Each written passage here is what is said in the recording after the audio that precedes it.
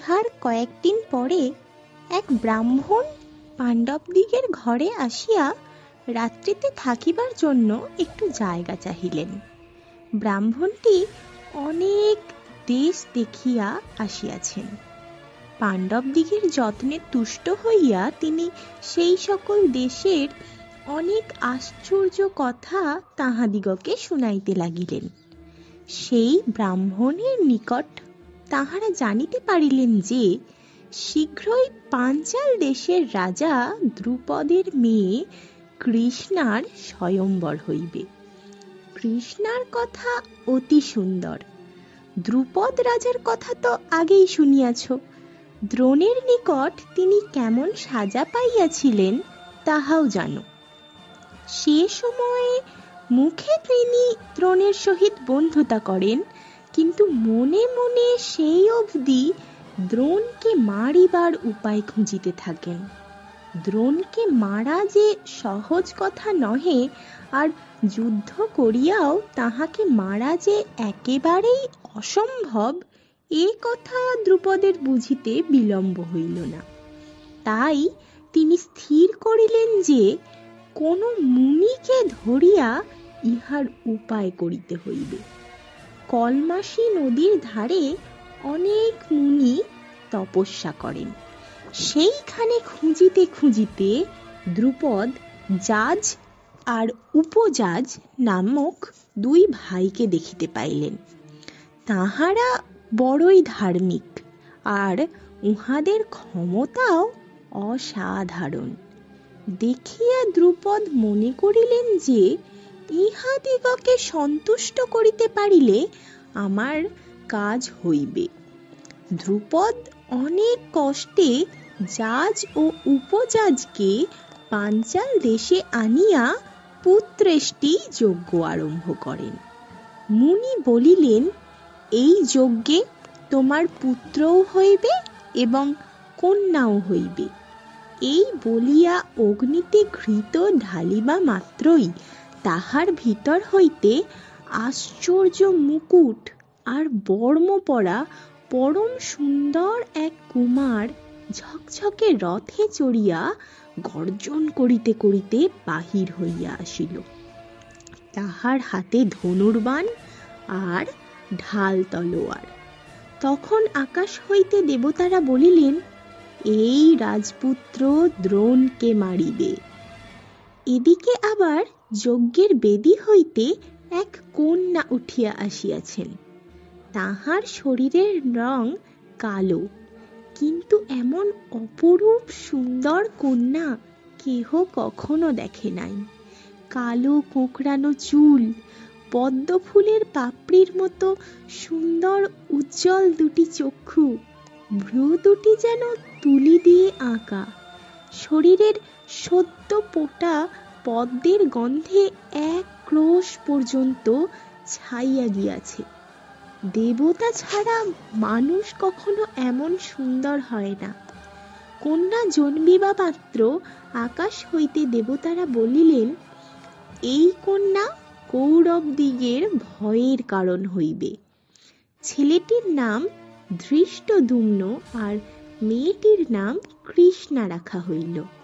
কৃষ্ণাকে লোকে দ্রৌপদী অর্থাৎ দ্রুপদের কন্যা বলিয়াই বেশি ডাকিত।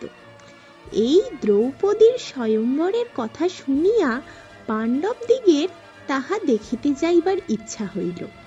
তাহা দেখিয়া কুন্তী বলিলেন, চলো বাবা, আমরা সেইখানে যাই।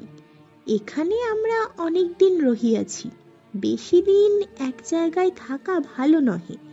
সুতরাং স্থির হইল তাহারা দ্রৌপদীর স্বয়ম্বর দেখিতে পাঞ্চাল দেশে যাইবেন। এই সময়ে ব্যাসদেব আগেকার কথা মতো পাণ্ডবদিগকে দেখিবার জন্য এক চক্রায় আসিলেন। ব্যাসেরও ইচ্ছা পাণ্ডবেরা দ্রৌপদীর স্বয়ম্বরে যান।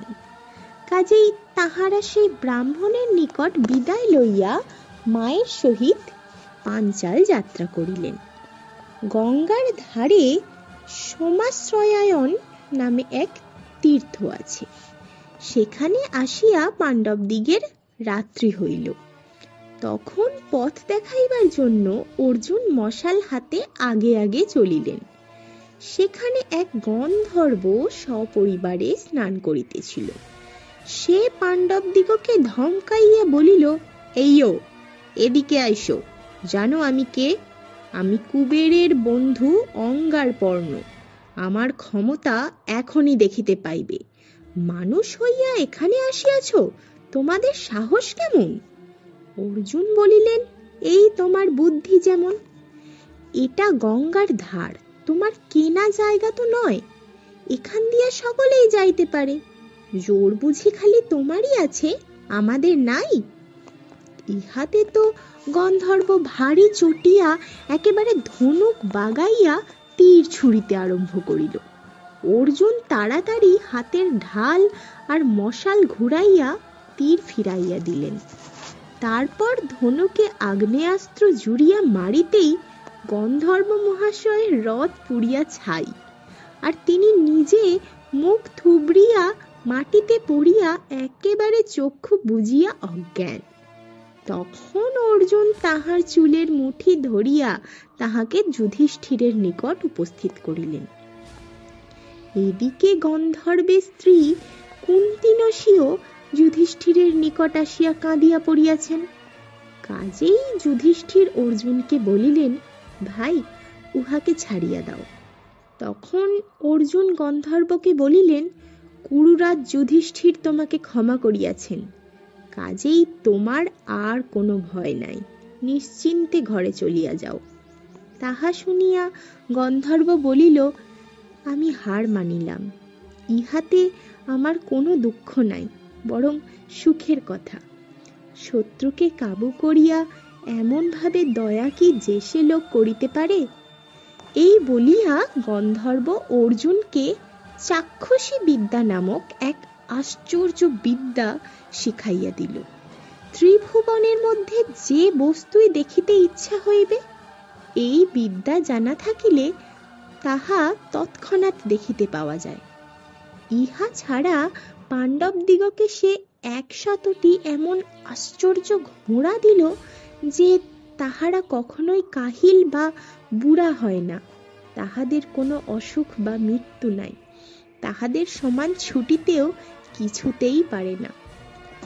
অর্জুন এই সকলের বদলে গন্ধর্বকে ব্রহ্মাস্ত্র দিলেন, আর স্থির হইল যে ঘোড়াগুলি এখন নিকটেই থাকিবে, পাণ্ডবদিগের দরকার হইলে তাহাদের নিকট আসিবে। এই রূপে গন্ধর্ব আর অর্জুনে বন্ধুতা হইয়া গেল। গন্ধর্বের নাম অঙ্গারপর্ণ আর চিত্ররথ দুই ছিল। চিত্ররথ বলিল, এখন হইতে আমার চিত্ররথ নাম ঘুচিয়া দগ্ধরথ নাম হোক। চিত্ররথ অতি পণ্ডিত লোক। পাণ্ডবেরা তাহার নিকট অনেক নতুন কথা শিখিলেন। পাণ্ডবদের একটি পুরোহিত প্রয়োজন ছিল, তাই তাহারা চিত্ররথকে জিজ্ঞাসা করিলেন, বলো দেখি কাহাকে পুরোহিত করি? চিত্ররথ বলিলেন, ধৌমকে পুরোহিত করো, এমন লোক আর পাইবে না। উৎকোচক নামক তীর্থে গেলে তাহার দেখা পাইবে। সুতরাং পাণ্ডবেরা উৎকোচক তীর্থে ধৌমের অনুসন্ধানে চলিলেন। তাহাকে পুরোহিত করিয়া তাহাদের যে কত উপকার হইয়াছিল তাহা বলিয়া শেষ করা যায় না। এখন হইতে তাহাদের দলে ধৌম সমেত 7 জন লোক হইল। 7 জনে মিলিয়া দ্রৌপদীর স্বয়ম্বর দেখিতে চলিলেন। পথে কয়েকটি ব্রাহ্মণের সঙ্গে দেখা, তাহারাও স্বয়ম্বরেরই যাত্রী। তাহারা পাণ্ডবদিগকে জিজ্ঞাসা করিলেন, আপনারা কোথা হইতে আসিতেছেন? যুধিষ্ঠির বলিলেন, আগে আমরা এক চক্রা হইতে আসিতেছি। ব্রাহ্মণেরা বলিলেন, আমাদের সঙ্গে চলুন, আজ পাঞ্চাল দেশে বড়ই ধুমধাম হবে, আমরা তাহা দেখিতে চলিয়াছি। সেখানকার রাজা যজ্ঞসেনের মেয়ের স্বয়ম্বর। দ্রুপদের আসল নাম ছিল যজ্ঞসেন। সেই মেয়ের গায়ের গন্ধ পদ্মের মতন, 1 ক্রোশ দূর হইতে তাহা টের পাওয়া যায়। কত রাজা, কত পণ্ডিত, কত মুনি সেখানে আসিবেন তাহার সীমা নাই। গান বাজনা বাজি কুস্তির কথা আর কি বলিব। পেট ভরিয়া ফলার পাইব, চোখ ভরিয়া তামাশা দেখিব, তারপর পুঁটলি ভরিয়া দান দক্ষিণা লইয়া ঘরে ফিরিব। চলুন আমরা একসঙ্গেই যাই। আপনাদিগকে যেমন সুন্দর দেখিতেছি, চাই কি সেই মেয়ে আপনাদের কাহাকেও মালা দিয়া বসিতে পারে। যুধিষ্ঠির বলিলেন, যে আজ্ঞা, আমরা আপনাদের সঙ্গেই চলিলাম। পাঞ্চাল দেশে উপস্থিত হইয়া পাণ্ডবেরা এক কুমারের বাড়িতে বাসা লইলেন। সেইখানে তাহারা থাকেন আর ভিক্ষা করিয়া খান। দ্রুপদের ইচ্ছা অর্জুনের সহিত দ্রৌপদীর বিবাহ হয়। সুতরাং যাহাতে অর্জুন ছাড়া আর কেহ দ্রৌপদী বিবাহ করিতে না পারে, তিনি তাহার এক আশ্চর্য উপায় স্থির করলেন। একটা ভয়ঙ্কর ধনুক, তাহাকে কেহই বাঁকাইতে পারে না। সেই ধনুক বাঁকাইয়া তাহাতে গুণ পড়াইতে হইবে। তারপর সেই ধনুকে তীর চড়াইয়া খুব উঁচুতে ঝুলানো একটা জিনিসকে বিধিতে হইবে। পথের মাঝখানে আবার একটা কলের মতন আছে, সেটার ভিতর দিয়া তীর গেলে তবে সেই জিনিসটাতে পৌঁছাইতে পারে। এতখানি কাজ করিয়া যে লক্ষ্য অর্থাৎ যে জিনিসটাকে বিধিবার কথা তাহা বিধিতে পারিবে, সে দ্রৌপদীকে পাইবে। দ্রুপদ বুঝিয়াছিলেন যে অর্জুন ছাড়া আর কাহারও সে ক্ষমতা নাই, কিন্তু তিনি এ কথা কাহাকেও বলিলেন না।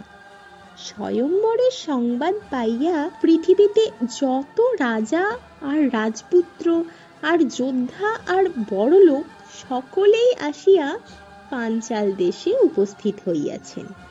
কর্ণ, দুর্যোধন, ভীষ্ম, দ্রোণ কেহই আসিতে বাকি নাই।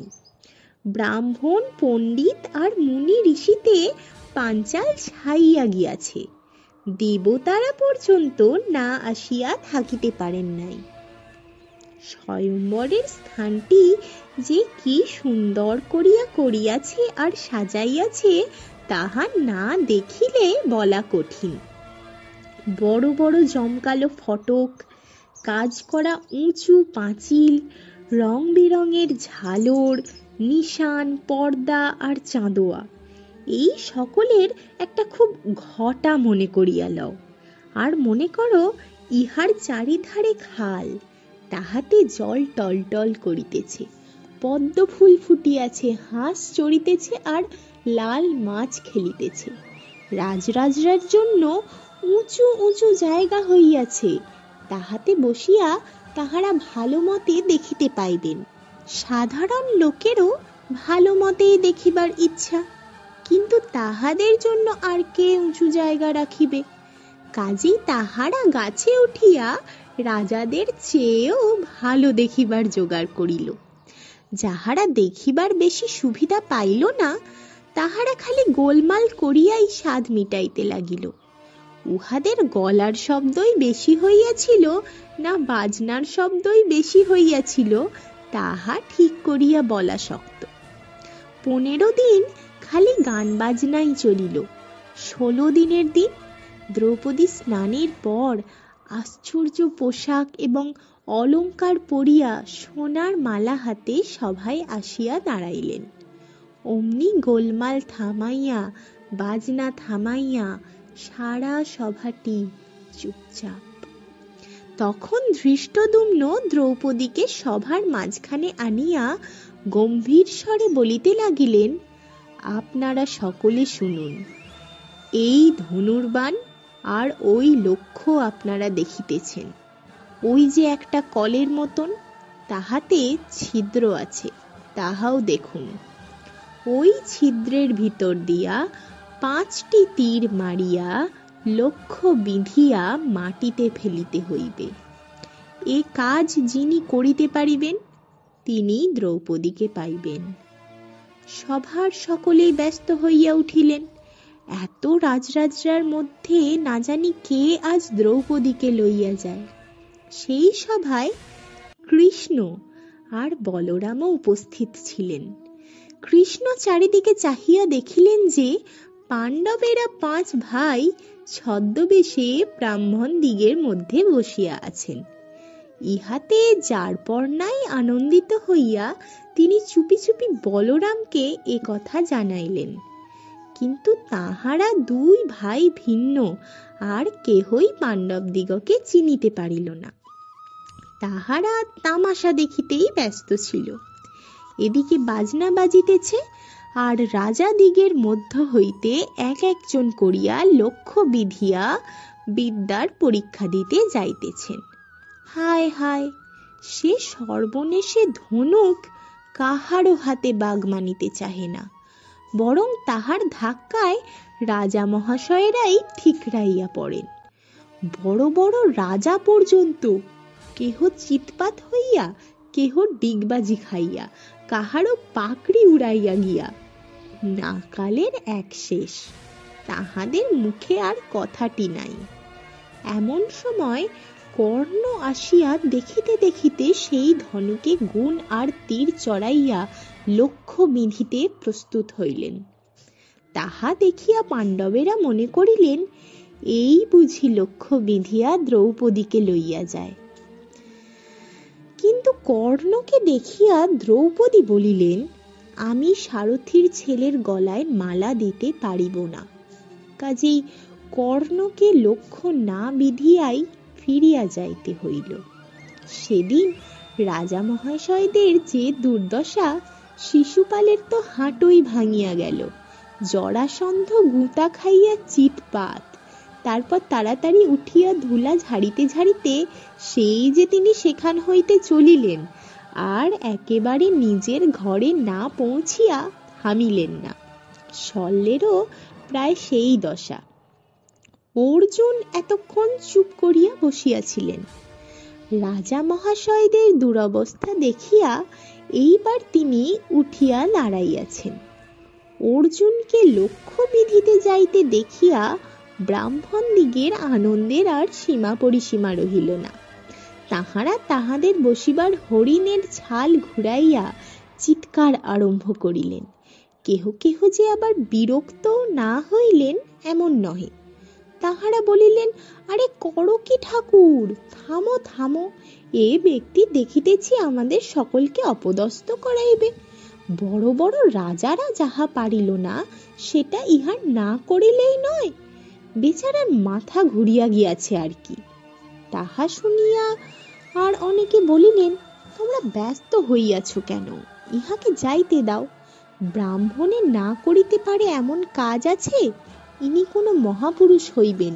দেখিতেছ না ইহার কেমন চেহারা, ওহ, গায়ে কি তেজ, কাঁধ কি চওড়া, হাত কি লম্বা।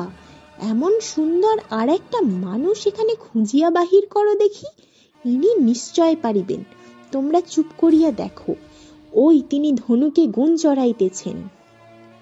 অর্জুন ধনুকের কাছে একটু থামিয়া ব্রাহ্মণ দিগের কথাবার্তা শুনিতেছিলেন।